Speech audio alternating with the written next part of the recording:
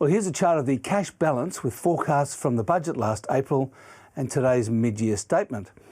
There's a small reduction in the surplus for this year, and it gets quite large 3 years out, which is not remotely meaningful since there are budgets every year that usually change everything.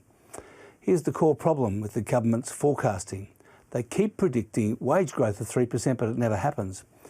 They've done it again today. Maybe they'll be right eventually, but in the meantime, thank goodness for iron ore. This chart shows the actual iron ore price compared to the budget assumption, which is well below the reality.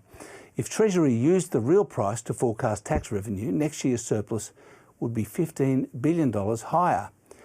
It's called conservative budgeting, of course, but it might also be described as a hollow log, in which cash is secreted for when it might be needed, such as elections or recessions. The share market had a whopper today, up 1.6%, and it's now 13 points off the record high close reached on December the 2nd. The market has had two wet blankets of uncertainty removed, with the US-China Phase 1 trade deal announced on Friday and the result of the UK election. All sectors had a party today, miners, banks and industrials, even though Asian markets were subdued today, as was Wall Street on Friday.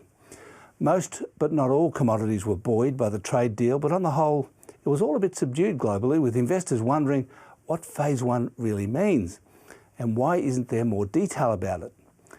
And finally, the Australian dollar wasn't able to hang on to last week's big gains and fell back below 69 US cents. And that's finance.